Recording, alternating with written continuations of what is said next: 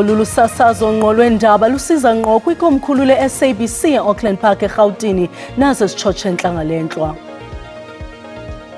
Let us live up to the ideals that inspired Nathi Mthethwa to fight for equality, for justice, for compassion and for unity.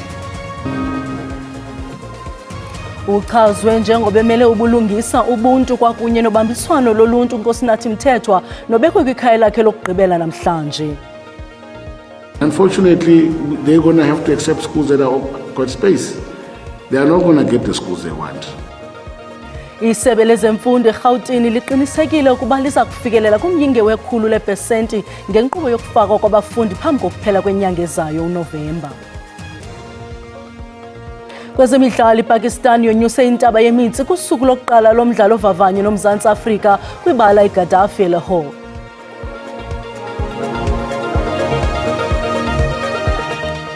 Molweni emakhaya nankuvimbe sinilungiselele wona ngokuhlwanje.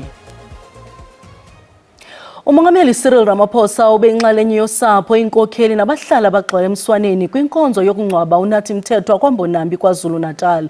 OkaRamaphosa umchaze njengoba esijula ijacu kubulungisa ubuntu nomanyano loluntu.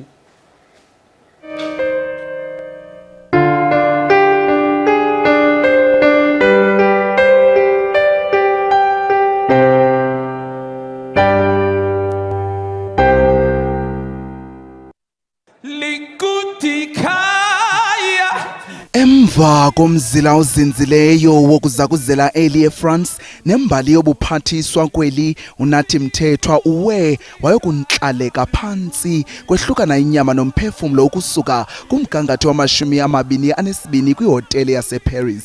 Esisehlo sisike mathunjini kumbhono Mxesibe. Uphilisiwe Buthelezi uhloniphe ubunkokheli bomyeni wakhe. Umyalezo wakhe ufundwa sisalamane uNolitha Fakude emchaza njengoba yintsika yekhaya nobe nezenzo ezintamisa inkathalo ephuphuma enhliziyweni.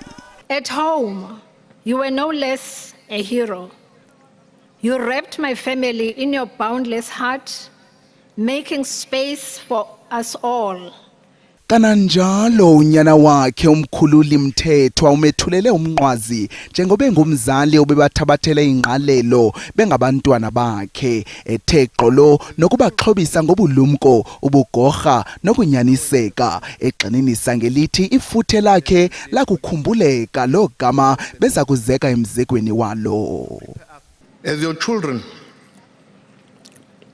we know and understand that you did all you could and all that you saw fit to prepare us for the realities of this world.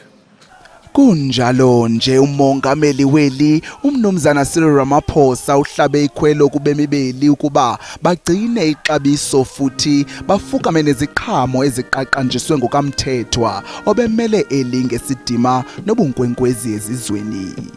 Let us live up to the ideals that inspired Nathi Mthethwa to fight for equality, for justice, for compassion and for unity.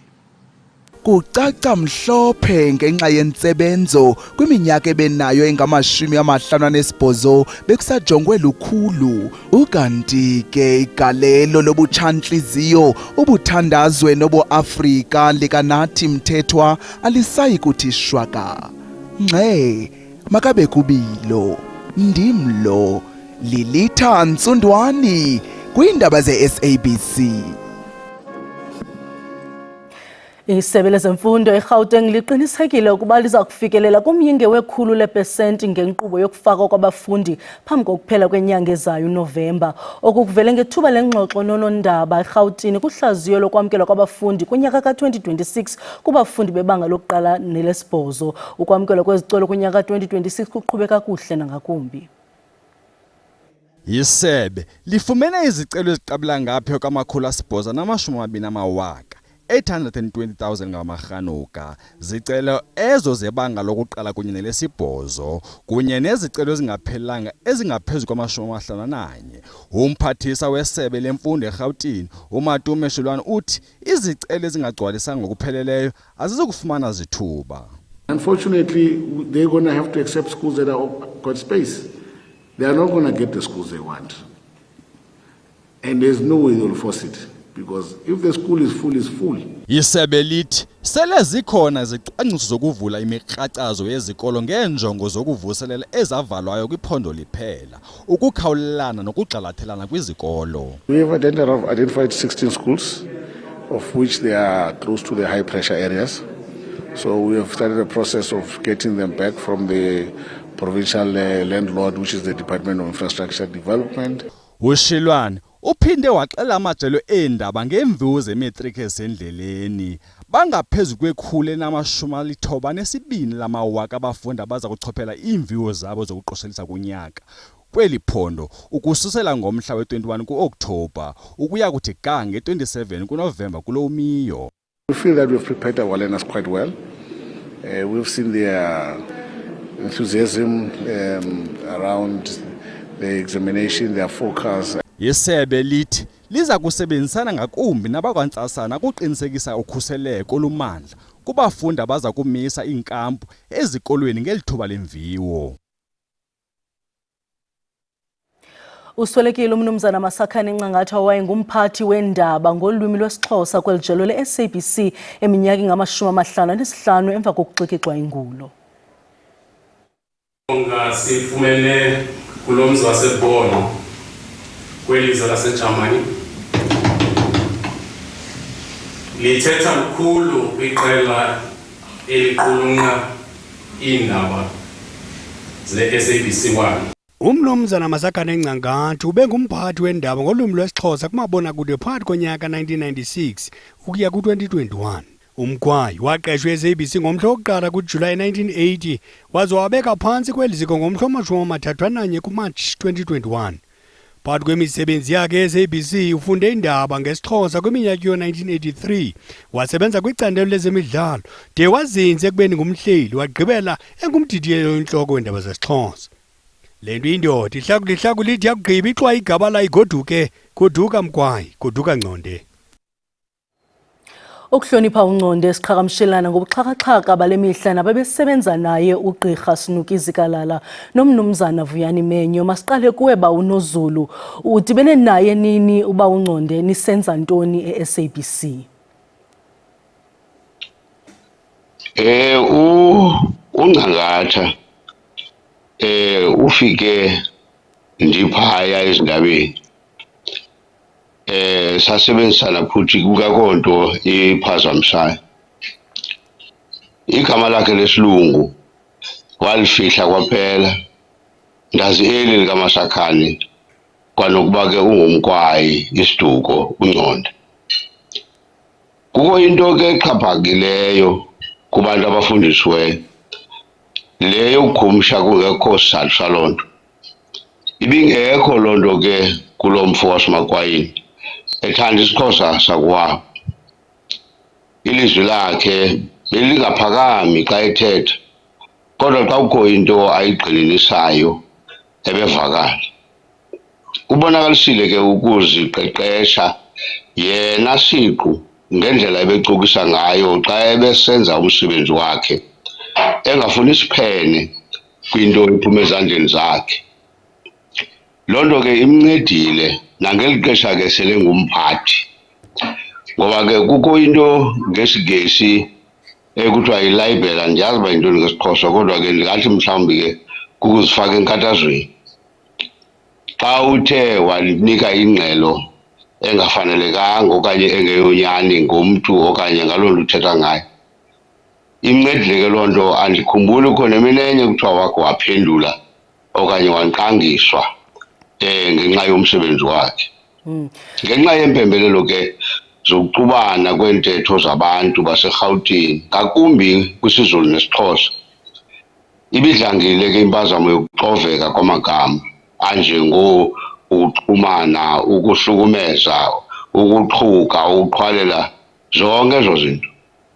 Usibangule apho ke lo mfo isiXhosa sakuwabo umve sithi ngomlomo uyancikiva, ngesandla uyancungcuthekisa ngenjongo yokuncina inyaniso kulowo sukuba ke kufuneka echazile okanye erhanelwa ngokwaphula umthetho.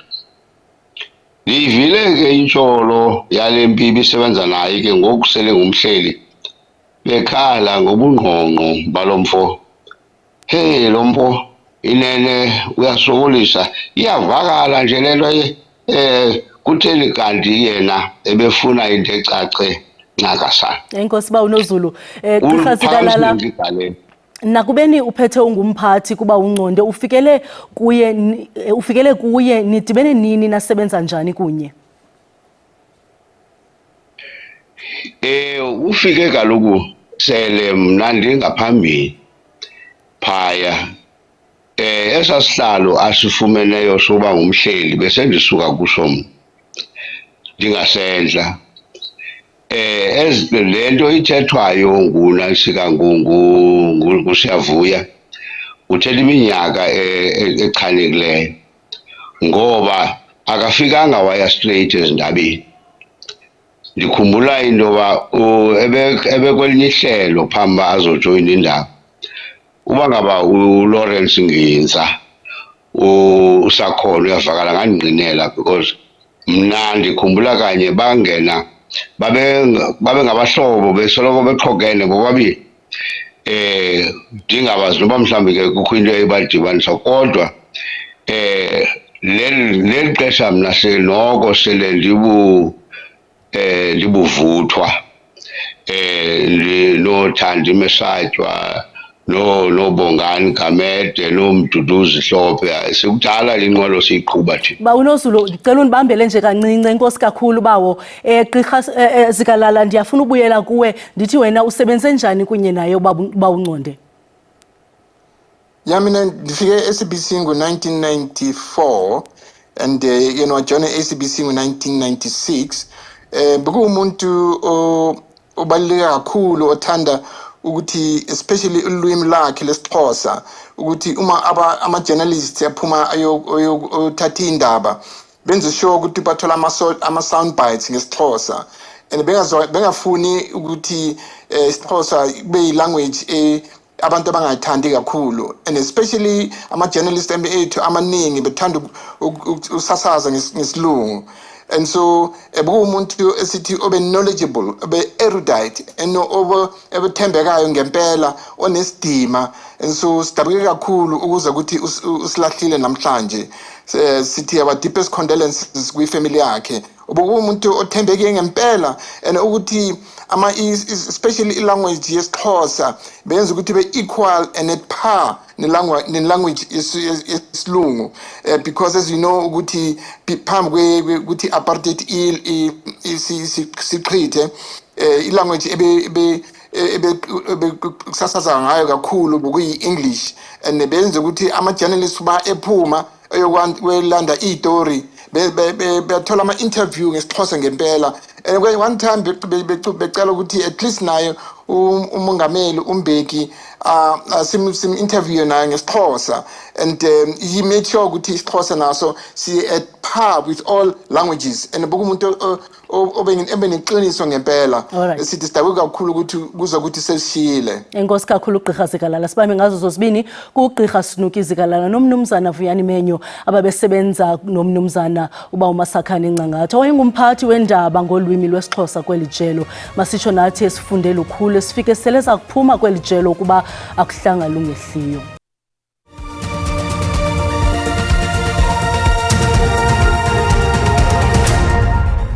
Sinamkele kwakhona kwindaba zelijelo xa sihlabela mgama uqhubisana nolwaphulo mthetho nobundlobongela ezindleleni umasipala weKing Sabatha Dalindyebo eMpuma Koloni umilisele ubuxhakaxhaka beekhamera zodidi lwalamaxesha kuzo zonke indlela zasemthatha eliphulo luqhogwano phakathi kwamasipala nenkampani yabucala iSyntel Traffic Management. Obu buxhakaxhaka beekhamera zale mihla kufaka kuzo zonke indlela ezingena kwisixeko sasemthatha uqinisekisa ukuba abasebenzisi bezithuthi bathobela umthetho. Phakathi komsebenzi wazo kukulawula uxalathelana kwesithuthi nokuba kugcinwe umthetho ngalo lonke ixesha. Zizokwazi ukuba zincedise ekuqokeleleni inhlawulo-mali kwabo bophula umthetho. Lo gama kwelinye icala zizojongana ngqo nabo bathe gqulu besophula umthetho beqhubeka bebulalana bahambi benyanzeliswa ukuba benze inhlawulo-mali. Oonoteksi baluqhwabele izandla eliphulo. Uzawukwazi usincedisa kuloo nto leyo nakwaba bantu bahamba ngemoto ezingekho right iikhamera zizasincedisa. Le camera ke ngoku izakwazi ukusincedisa ke nokusikokela loo information yeemoto ezimane zisiza zifike zimoshe ziphinde zihambe. Umasipala uthi abo bathe gqolo ukwenza ulwaphulo-mthetho eMthatha ingathi ngebebhekela kude. Kuba sisebenza sidibene namapolisa nazo zonke i-security clusters ekukhangeleni abantu befanele siyabakhangela abenza izinto ezingafanelekanga. Urhulumente uthi akukho mali ibekelwe bucala ukuba kusetyenziswe obu buxhakaxhaka kodwa benze isivumelwano nenkampani yabucala. Ndinkululeko Nyembezi weendaba ze-SABC eMthatha. uRejoice Ntwi oneminyaka engama-25 nonyana wakhe uMorgan Ntwi babekwe kwikhaya lokugqibela eMarhobistad ngaseMahikeng eMntla-Ntshona. uRejoice Ntwi waxatyelwa ngomhlakulo ngunyana wakhe uMorgan Ntwi kwikhaya lakhe kule mpelaveki igqithileyo. Amapolisa athi uMorgan uye wasweleka ngenxa yobunzulu bamanxeba emva kokudutyulwa ngummelwane wakhe obezama ukumnqanda. Inkonzo yomngcwabo kubekwa umama nonyana wakhe, omnye bulewe ngomnye kwisenzo esimasikizi. Usapho luthi umfanekiso wesenzo sokuxhaxhwa kukaRejoice Ntwi ngunyana wakhe asikacimeke emehlweni alo kwaye luthi lusanxunguphele indlela esweleke ngayo esisibini. Indlela abasweleke ngayo abantwana bethu isivisa kabuhlungu kakhulu. Eyona nto ibuhlungu kukuba imifanekiso yomntwana wethu eze enganxibanga ithe ndi kumaqonga onxibelelwano. Nayizolo ngethuba sisedolophini abantwana bebukele laa video exhaxhwa ngunyana wakhe uRejoice. Sicela urhulumente angenelele. Ukanti umasipala nawo ugxeke kabukhali ukuthathwa nokujikeleziswa kwale video. In this incident where this young boy mutilated her mother like that, and the mother was literally disrespected and in a compromised position, meaning naked. People did not rush to cover the dead mother. People rushed, took their phones, took videos, even before some of the family members were notified.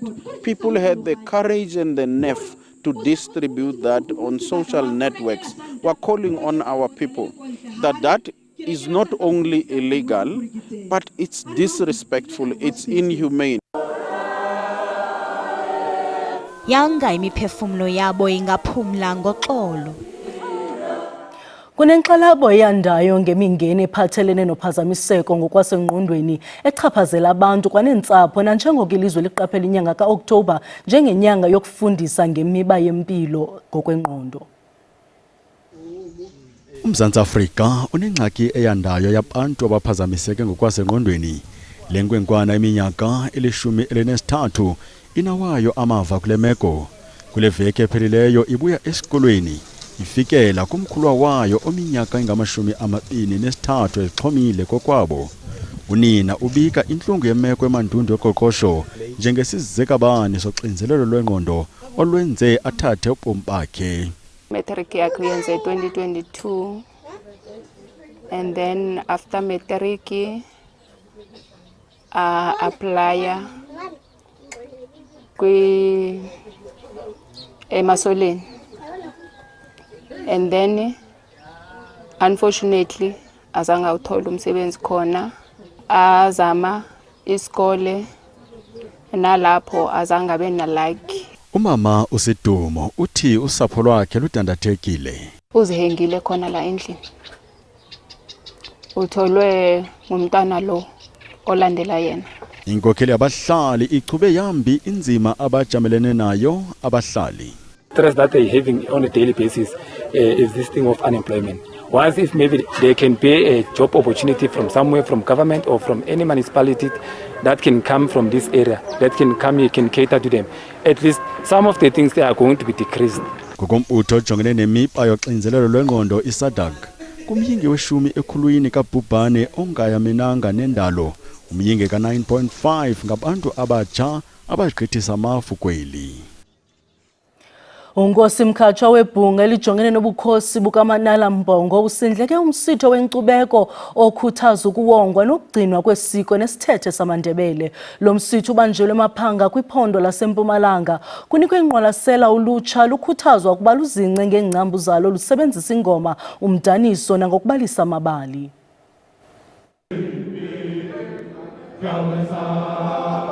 Amakhosi, induna, abaholi kanye namalungu omphakathi ahlangane ehholo laseMaphanga ezobungaza usuku lwamagugu. Lo mcimbi uhlelwe ngaphansi kobukhosi bukaManala Mbongo, luyingxenye yezinyathelo zobukhosi zokuqinisekisa ukuthi amasiko esiNdebele ayaziwa futhi ayagcinwa.